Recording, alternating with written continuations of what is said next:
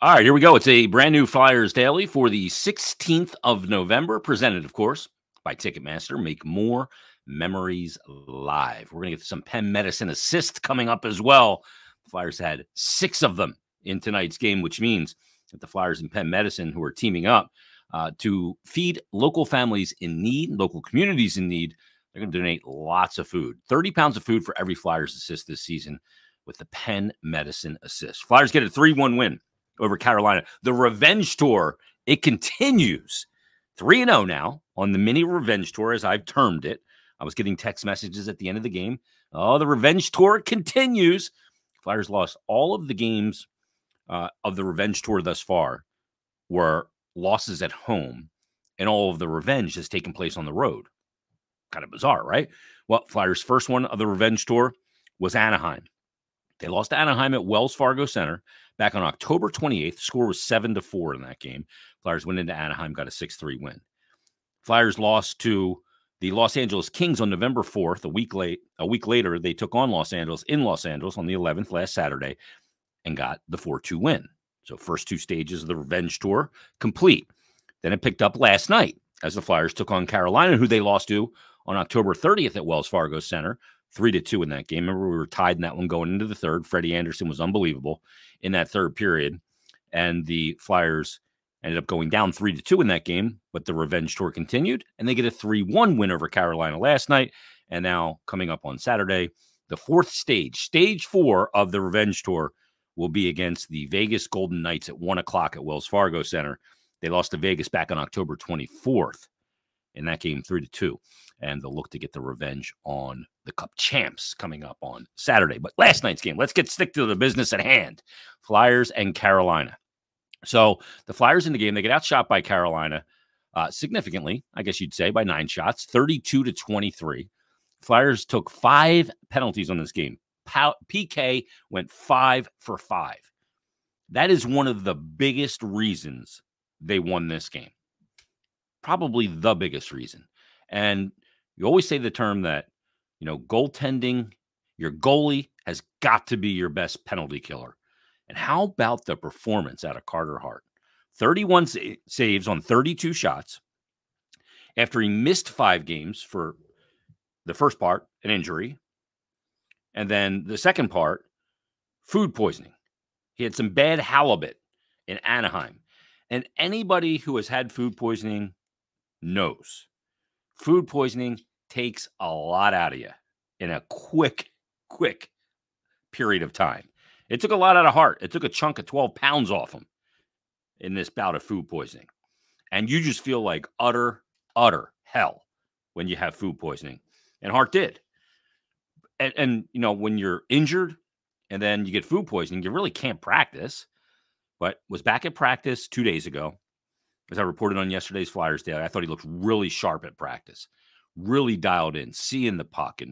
But it's practice. You go, okay, whatever, practice. Game's a lot different. You're going to be rusty for the game. Boy, he wasn't. Made 3 saves in the first 6 minutes of the game that were absolute 10-bell high-danger scoring chances from Carolina, and he was off and running and into the rhythm of the game.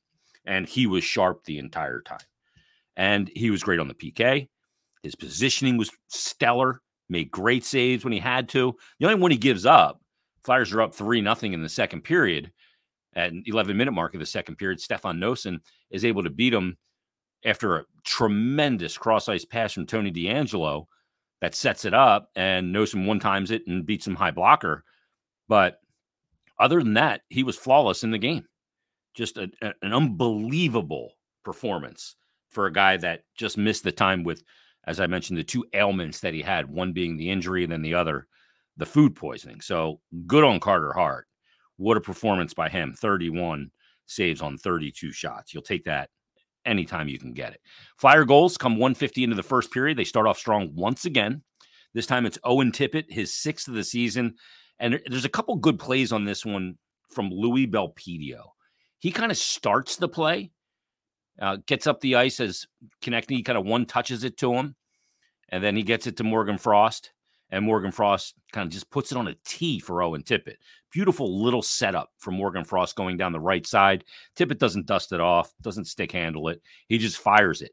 But the reason why I give the other element, and I said 2 for Louis Belpedio. 1, he kind of starts it, and then 2, he doesn't just stop when he dumps the puck off to Morgan Frost. He goes to the net, and he provides what I have termed as, I usually call like a roving screen. It's a moving screen. As he's coming like from the middle of the ice towards the right side where the play is, the goalie, Kochetkov, you don't know whether you're trying to look around the screen where he was, which would be the long side, or where he's going, which is the short side, but you're going to run out of space there. And that little bit of, trying to figure out how to deal with a roving screen is enough. That's enough to throw the goalie off his balance, off his ability to react, and sometimes off his ability to see the shot at release, which is incredibly important. So that roving screen by Belpedio plays a big part in that goal. He ends up getting a secondary assist, but that roving screen, I think, is the reason why Tippett's able to beat him from where he did. So, we talked about last year a lot. John Tortorella used to use the term almost offense.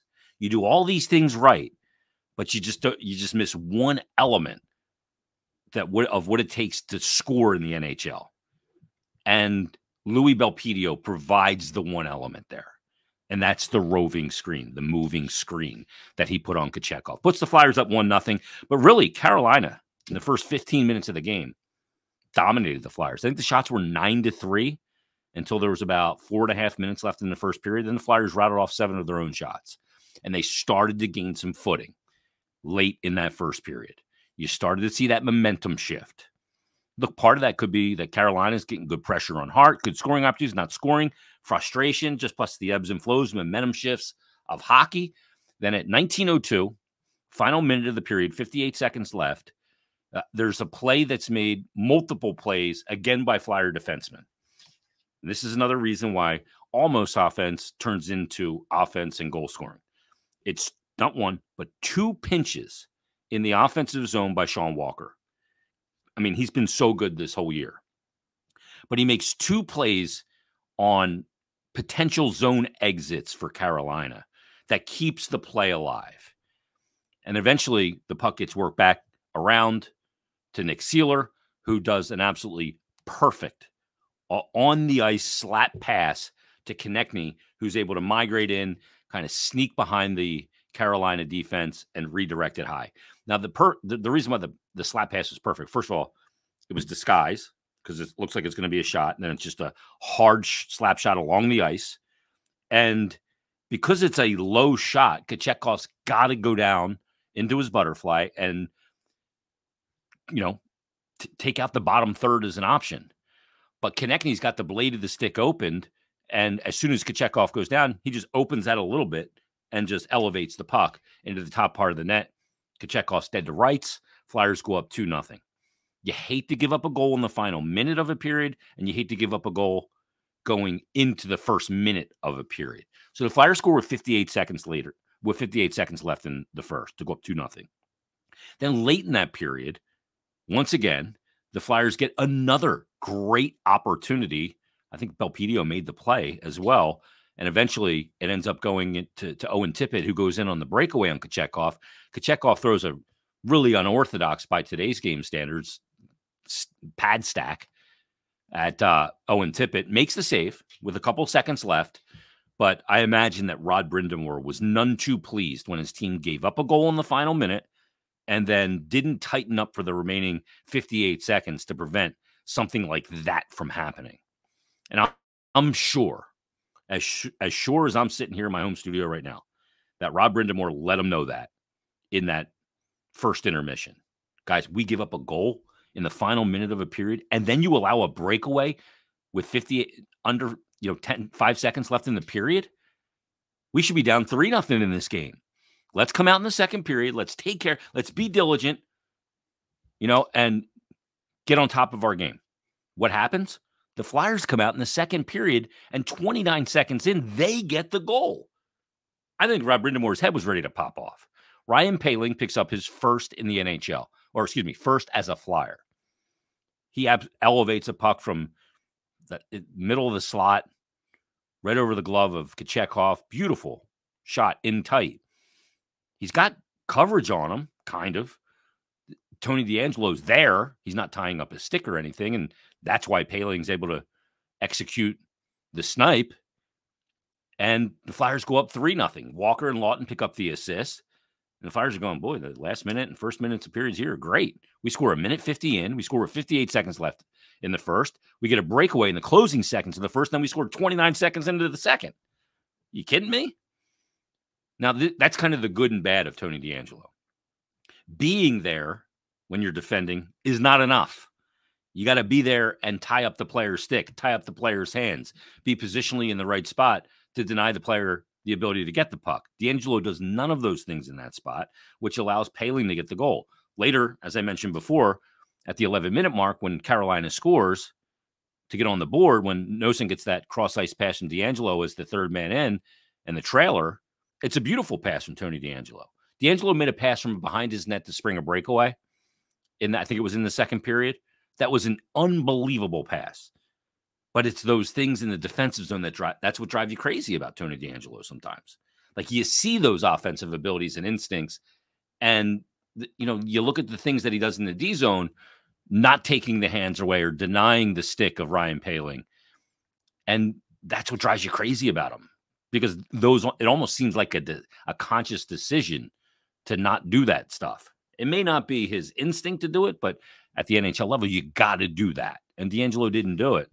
And, the Noesen goal is the only one Carolina would get in the game. Hart closes the door. Flyers get the win.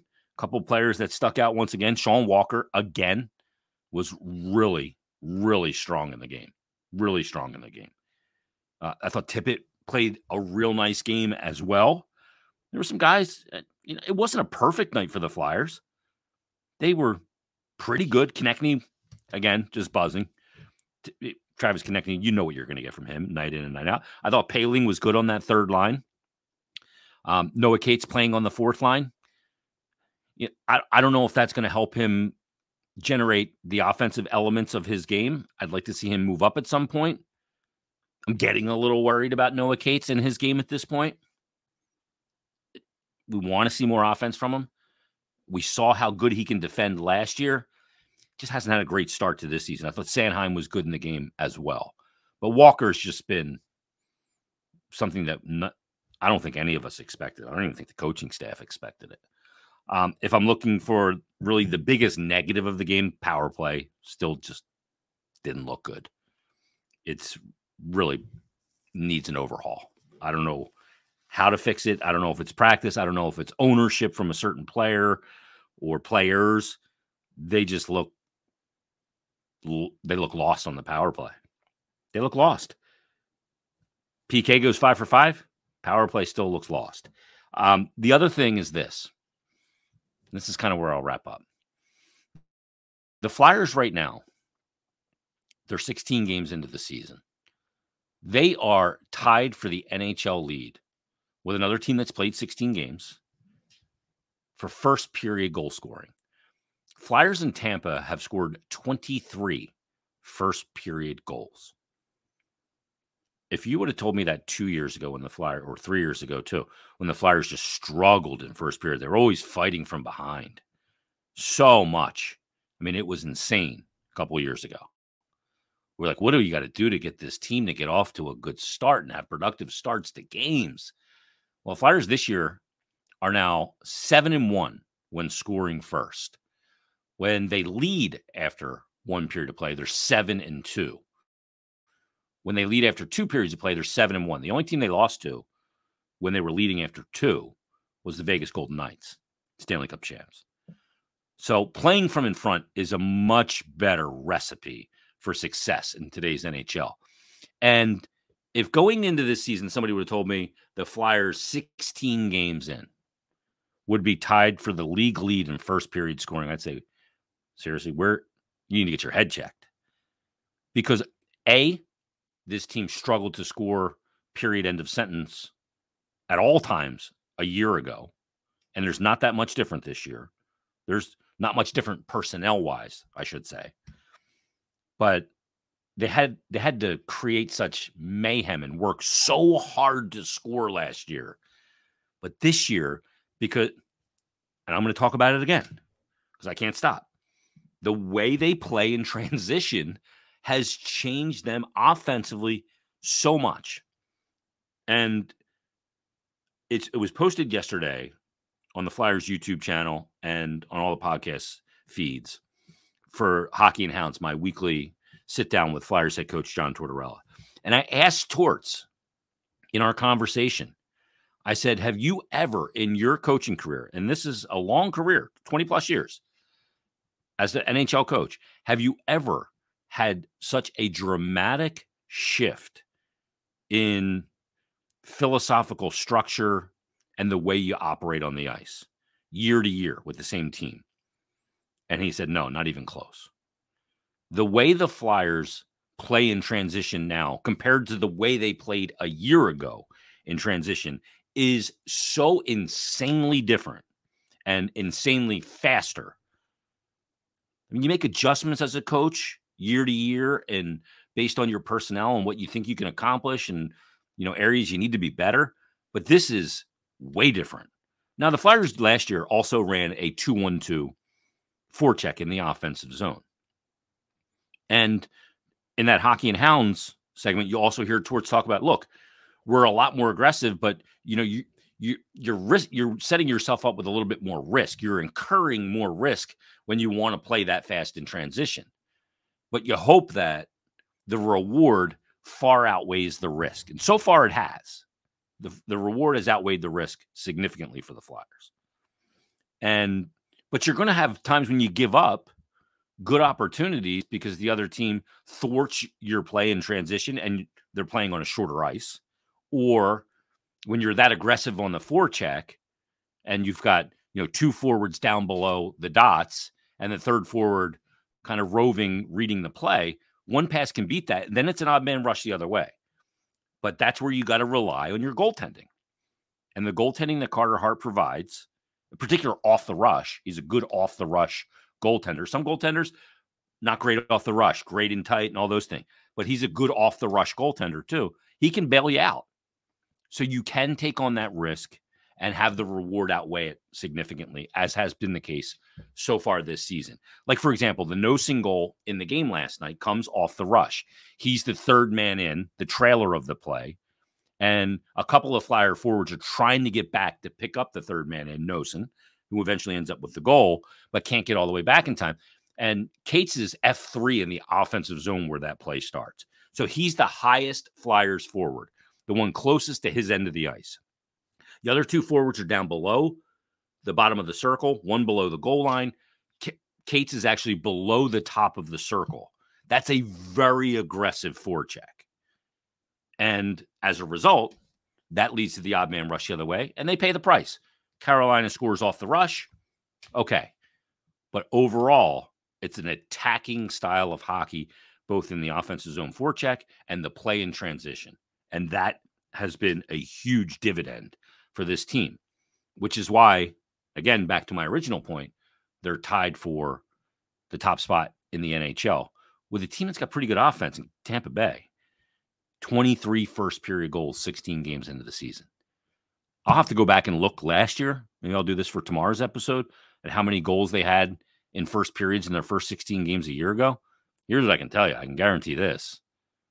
It wasn't that many.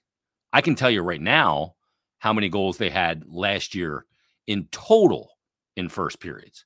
So when you look at last year, I mean, they just had such a hard time scoring last year. When you look at first period scoring by teams in the NHL last year, the Edmonton Oilers led the NHL. They had 92 first period goals. Vegas had 87, second most in the NHL. The Carolina Hurricanes, who the Flyers played last night, had ninth most first period goals at 82. The Flyers last year in first period scoring had the 20, they were ranked 29th. They had 59 total in 82 games, first period goals a year ago. They're scoring now 23 and 16. What is that? Like maybe 1.4 goals per first period around there. I'm not a math major, but last year, 59 and 82. Big difference. And it's a big difference for this team and where they are right now as well. So what did the win do for the standings? It's probably still a little early to be talking about the standings. I usually don't get into the standings discussion until Thanksgiving, which is now just a week away, literally a week from today.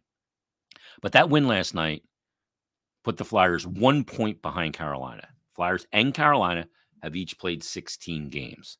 The Rangers lead the division. They've only played 14. They've got 23 points. I thought the Caps were dead and buried early in the season, and I still don't believe in them, and I'll tell you why in a second.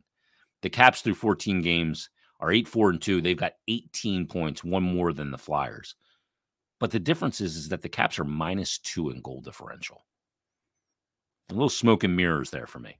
Carolina, 1 point ahead of the Flyers, a record of 9-7, 18 points. They're dead even in goal differential. Flyers 16 games in, 8-7-1, 17 points, +4 in goal differential. Then the Penguins have only played 14 games, so the Flyers have played 2 more, but the Penguins have 16 points, but a goal differential of +14. Teams that have been disappointing here in the early season, but the Devils. People were saying Stanley Cup when it came to the Devils. They're not off to a great start. 14 games in, only 15 points, and they're minus in the goal differential. They've lost 3 straight. The Islanders, 14 games and only 13 points, have lost 5 straight. And then the team that we'll see on Sunday, the Columbus Blue Jackets, who they finished with 59 points last year. 16 games in, they've got 12 points. They're 1-6-3. In their last 10, they've lost 6 straight, and they're -14 in goal differential. Johnny Gaudreau's been benched and has not been good. So Provorov had an awful read the other night for a Crosby goal against the Penguins. So the Blue Jackets will be looking to get their season straightened out. Flyers can't have a slip up against them come Sunday. But first, it's Vegas Saturday. All right, let's wrap it up there. We talked about a lot in this episode. Make sure you check out that Hockey and Hound segment as well on Flyers YouTube, or subscribe to it on all your different podcast platforms that you use, Apple, iTunes, whatever, Spotify, Stitcher. I don't know all of them, but Google Podcasts, I'm not sure. But make sure you subscribe there. Make sure you subscribe to this one too if you haven't yet. Leave us a 5-star rating and review as well. All right, that's enough for me. Everybody, thanks for listening. Thanks for watching. We'll talk to you tomorrow on a brand new Flyers Daily.